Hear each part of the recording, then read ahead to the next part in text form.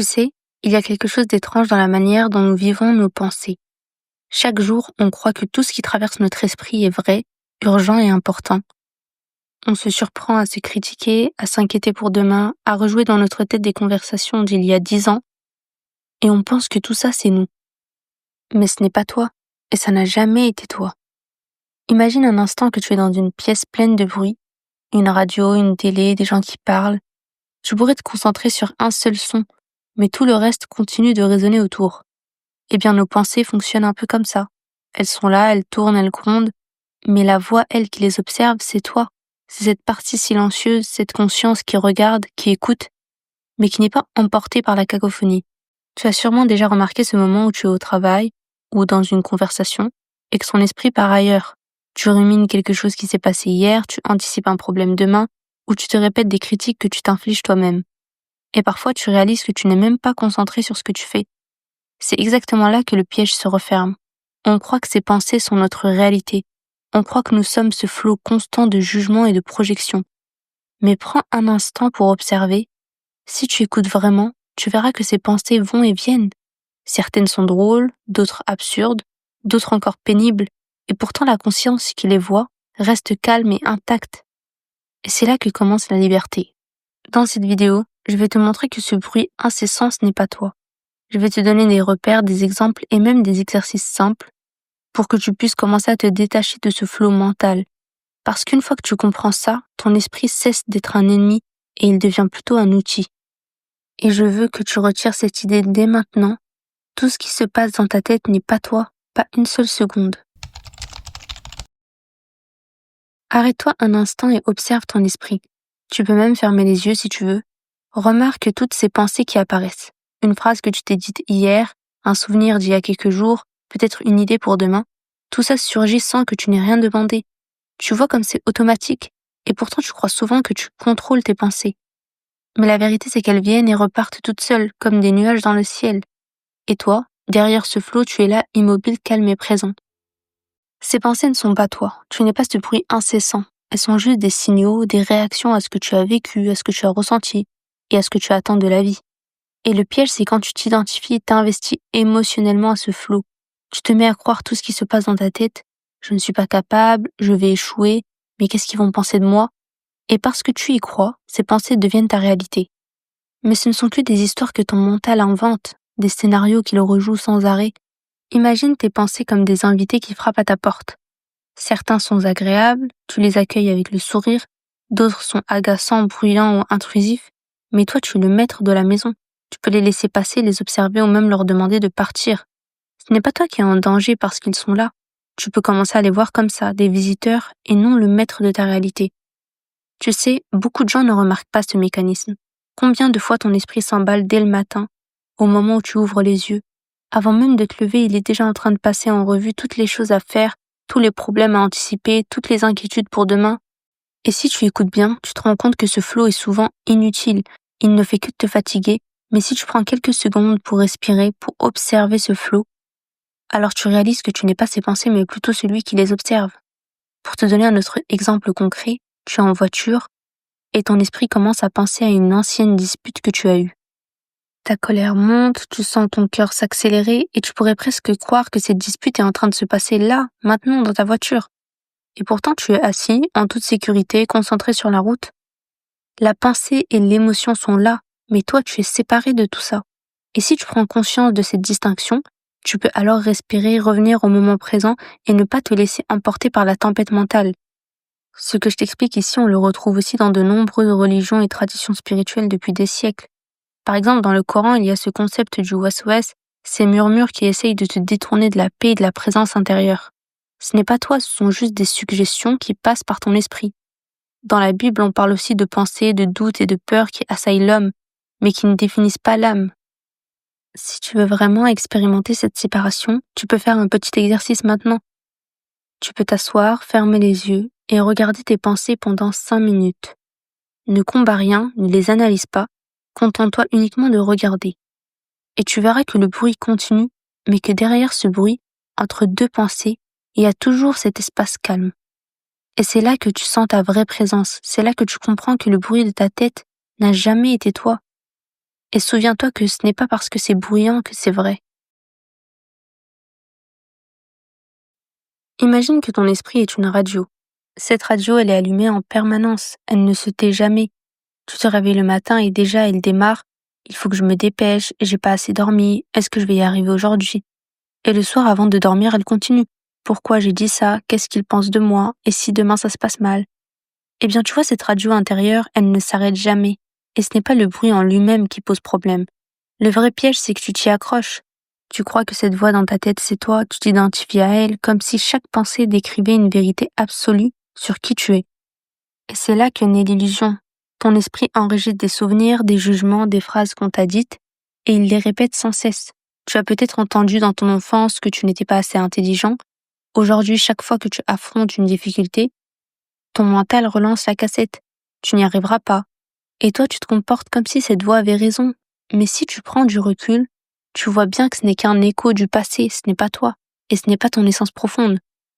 Et c'est pour ça qu'on dit que le moi, que tu crois être, est en réalité une construction mentale, car il se nourrit de souvenirs, de comparaisons, de croyances limitantes. Et comme les pensées changent en permanence, ce moi change lui aussi.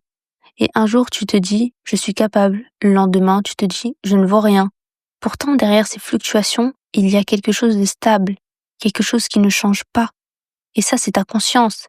C'est elle qui observe ce flux incessant sans jamais être affectée par lui. Alors la question est comment vivre avec ce bruit sans s'y perdre?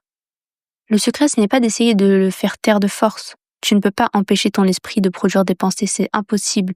Mais tu peux apprendre à voir que ce n'est pas toi. C'est comme un voisin bruyant. Tu l'entends, mais tu sais que ce n'est pas ta maison. Quand tu observes bien, tu te rends compte que la majorité de tes souffrances ne viennent pas de ce qui se passe réellement, mais de ce que ton mental ajoute par-dessus. Tu te disputes avec quelqu'un, la dispute dure quelques minutes, mais ton esprit, lui, la rejoue pendant des heures, parfois même des jours. Tu as peur pour l'avenir, ton esprit invente des scénarios catastrophiques, et ton corps réagit comme si c'était déjà arrivé. Tu vois, le bruit mental fabrique une réalité parallèle et toi tu y crois. Mais quand tu commences à te détacher de ce moi mental, quelque chose change. Tu découvres que tu n'es pas ce bruit, que tu es plutôt la conscience derrière qui l'entend. Tu es le témoin silencieux, celui qui observe sans être perturbé, sans absorber, sans s'identifier. Et ce témoin, lui, ne bouge pas, il est toujours là. Tu vois, jusque-là, on a surtout parlé de comprendre ce qui se passe dans ta tête. Voir que tes pensées ne sont pas toi, que ton mental fabrique des histoires, que tu t'identifies à une voix intérieure, c'est déjà très bien de le réaliser. Mais si tu t'arrêtes là, tu risques de te dire « Ok, je comprends, mais dans ma vie de tous les jours, comment je fais pour ne plus me laisser piéger ?» Alors, entrons dans le concret. La première clé, c'est l'observation sans jugement. En apparence, c'est simple, mais en réalité, c'est un véritable entraînement. La prochaine fois qu'une pensée t'envahit, ne cherche pas à la repousser. Ça, c'est le piège dans lequel beaucoup tombent. Quand une pensée négative surgit, certains se mettent à la combattre, à lutter contre elle. Mais ce faisant, ils la renforcent, car au lieu de simplement l'observer avec détachement, ils s'engagent émotionnellement dans un combat sans fin. Alors arrête-toi un instant et regarde cette pensée comme si elle ne t'appartenait pas. Par exemple, tu entends « je vais rater ». Au lieu de foncer tête baissée dedans, dis-toi « tiens, voilà une pensée qui est en train de passer ». Tu l'observes et tu la laisses filer. C'est un peu comme si tu regardais un nuage traverser le ciel. Tu sais qu'il est là, mais tu sais aussi qu'il ne reste jamais. Une autre clé, c'est la respiration consciente. Ton souffle, c'est comme une encre. Quand ton mental s'emballe, tu reviens à ta respiration et tu redescends dans ton corps. Inspire profondément et expire lentement. Répète ça quelques fois et tu verras que le flot de pensée ralentit. Pourquoi? Parce que ton attention ne nourrit plus la radio mentale. Elle se tourne vers quelque chose de réel, de tangible, qui est ton souffle. Ensuite, il y a l'écriture. Prends un carnet, note tes pensées brutes, sans filtre, et mets-les sur papier. Ça paraît bête, mais le fait de sortir ce qui tourne en boucle dans ta tête te libère. Tu verras que beaucoup de choses qui semblaient énormes prennent une autre dimension une fois couchées sur le papier. Elles deviennent plus claires, plus petites, moins puissantes. C'est comme si tu vidais un sac trop lourd. Et puis, il y a le silence volontaire. Aujourd'hui, on vit dans un monde saturé. Notifications, réseaux sociaux, séries, musique, bruit permanent. Mais si ton esprit est déjà bruyant, et qu'en plus tu ajoutes du bruit extérieur, comment veux-tu entendre ce qui est essentiel? Alors prends l'habitude de t'offrir quelques moments de silence. Pas besoin de méditer en position de lotus pendant des heures. Mais passe par exemple 5 minutes sans téléphone, sans télé, juste toi et ton souffle. Le silence, c'est comme une nourriture pour ton âme. C'est dans ces espaces que tu commences à sentir qui tu es vraiment, au-delà du mental. Donc au final, ce qui change tout, ce n'est pas de supprimer les pensées. Ça, c'est impossible. Ce qui change tout, c'est de modifier ta relation avec elles. Tant que tu crois qu'elles sont la vérité, elles te gouvernent. Mais dès que tu les vois pour ce qu'elles sont véritablement, c'est-à-dire de simples phénomènes passagers, alors elles perdent leur pouvoir sur toi. Et c'est là que tu découvres une liberté nouvelle. Pas une liberté extérieure, mais une liberté intérieure. Celle de pouvoir dire, oui, il y a du bruit dans ma tête, mais moi je choisis de ne pas m'y identifier. Moi je reste le témoin. Imagine un instant ta vie comme un film. Tant que tu crois toutes tes pensées, c'est comme si tu étais collé à l'écran, le nez dessus, tu vois une image puis une autre, tu réagis sans arrêt, tu es complètement pris dedans. Mais quand tu commences à prendre du recul, tu réalises alors que tu n'es pas l'écran. Tu es celui qui le regarde. Et là, tout prend son sens et tout change. La première transformation, c'est dans tes relations. Quand tu ne crois plus toutes tes pensées, tu deviens alors moins réactif. Tu sais, ces moments où quelqu'un dit quelque chose et immédiatement ton mental part en vrille. Il m'a manqué de respect, elle me juge, il ne m'aime pas vraiment. Avant, tu aurais peut-être répondu agressivement ou tu te serais renfermé. Mais quand tu prends ce recul, tu respires, tu observes et souvent tu réalises que ce n'était qu'une interprétation. Résultat, tu communiques mieux, tu es plus doux avec les autres et les conflits diminuent. La deuxième transformation, c'est dans tes choix de vie. Tant que ton esprit est saturé, tu vis en pilote automatique. Tu choisis par peur, par habitude, par pression sociale. Mais quand tu n'es plus esclave du bruit mental, tu commences à entendre cette petite voix plus profonde. Pas la voix qui critique ou qui juge, mais celle qui t'inspire, qui t'oriente. Certains l'appellent l'intuition, d'autres l'esprit, d'autres encore le cœur. Peu importe le nom, ce qui compte c'est que tu sens enfin ce qui est juste pour toi. Et crois-moi, ça peut complètement changer ta trajectoire. La troisième transformation, c'est la paix intérieure. Pas une paix abstraite, mais un état concret que tu ressens dans ton quotidien. Avant, ton mental ressemblait à une pièce remplie de radios qui jouent tout en même temps. Tu étais épuisé, tendu, anxieux. Maintenant, même si les pensées continuent d'apparaître, tu n'y crois plus automatiquement. C'est comme si tu avais appris à baisser le volume. Du coup, ton énergie remonte, tu dors mieux, tu respires mieux et tu vis mieux. Et puis, il y a une transformation plus subtile mais plus profonde. C'est ta relation avec toi-même. Tant que tu crois tes pensées, tu vis souvent dans l'autocritique. Je ne suis pas assez, je n'y arriverai jamais, je suis nul, etc., etc. Mais quand tu réalises que ces phrases ne sont que des constructions mentales, elles perdent alors leur poison. Tu arrêtes de te définir par elles. Tu découvres une version de toi plus simple, plus authentique, qui n'a pas besoin de prouver quoi que ce soit. Et ça, c'est une véritable libération. Et enfin, la cinquième transformation, c'est ta confiance en la vie. Quand tu comprends que tu n'es pas tes pensées, tu arrêtes de vouloir tout contrôler par peur. Tu apprends à lâcher prise, à laisser venir ce qui doit venir et à faire confiance au flux. Et souvent, c'est dans ce lâcher prise que la vie t'apporte des opportunités, des rencontres et des intuitions que tu n'aurais jamais vues si tu étais resté enfermé dans le bruit de ta tête. Alors oui, apprivoiser ton mental, ce n'est pas juste une technique pour aller mieux, c'est une révolution intérieure, parce que ça change ta façon d'aimer, de choisir, de vivre. Quand tu commences à voir que tes pensées ne sont pas toi, quelque chose de beaucoup plus grand s'ouvre. Tu découvres que tu es la conscience qui observe et non le flux qui défile.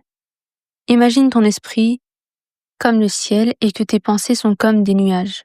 Si tu crois que tu es un nuage, alors tu te sens ballotté, instable, parfois sombre, parfois clair.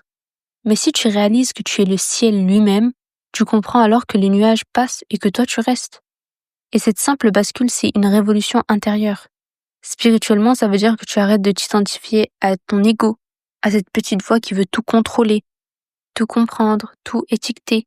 Tu commences à sentir qu'il y a une présence en toi, silencieuse, immobile, qui n'est pas affectée par les tempêtes mentales. Et c'est ça que certains appellent l'âme ou encore la conscience divine en toi. Et quand tu touches à ça, ta relation avec Dieu change. Tu ne viens plus à lui seulement avec tes peurs, tes demandes, tes scénarios mentaux. Tu viens avec ton silence, avec ton cœur. Tu réalises que ce n'est pas dans le bruit des pensées que tu entends sa voix, mais dans le calme intérieur. Et peu à peu, tu découvres que ton mental n'est pas ton ennemi et qu'il est plutôt un outil. Il peut t'aider à t'organiser, à créer, à réfléchir, mais il n'est pas censé être le maître de ta vie. Le maître, c'est cette conscience silencieuse, reliée à quelque chose de bien plus grand que toi. Et le plus beau dans tout ça, c'est que tu n'as même pas besoin de croire aveuglément mes mots. Tu peux en faire toi-même l'expérience. À chaque fois que tu te détaches de tes pensées et que tu reviens à ton axe en observant, alors tu touches à cette vérité. Tu es plus vaste que ton mental, tu es relié à une source infinie. Alors si tu devais retenir une seule chose de cette vidéo, c'est ça. Tu n'es pas obligé de croire tout ce qui se passe dans ta tête. Les pensées vont et viennent, mais toi, tu es celui qui les observe. Et tant que tu t'identifies au bruit, tu vas alors vivre dans la peur, la confusion, la réactivité. Mais quand tu comprends que tu es plus que ça, tu ouvres alors la porte à une vie plus simple, plus claire et plus en paix. Et ce chemin, il est progressif. Parfois, tu vas retomber dans tes vieux schémas, croire tes pensées, te laisser happer. Et ce n'est pas grave, chaque fois que tu t'en rends compte, c'est déjà une victoire. Parce que tu vois le piège et tu peux choisir autrement. Alors la prochaine fois que ton esprit s'emballe, rappelle-toi, ce n'est qu'une pensée. Respire, observe et laisse-la passer. Et par la suite, demande-toi, est-ce que c'est vraiment moi ou est-ce juste du bruit? Petit à petit, tu découvriras en toi un espace plus vaste, plus silencieux et qui ne dépend pas du chaos mental. Et c'est là, dans ce silence, que tu rencontreras ton vrai toi. Ce toi qui a toujours été là, silencieux et observant sans jugement.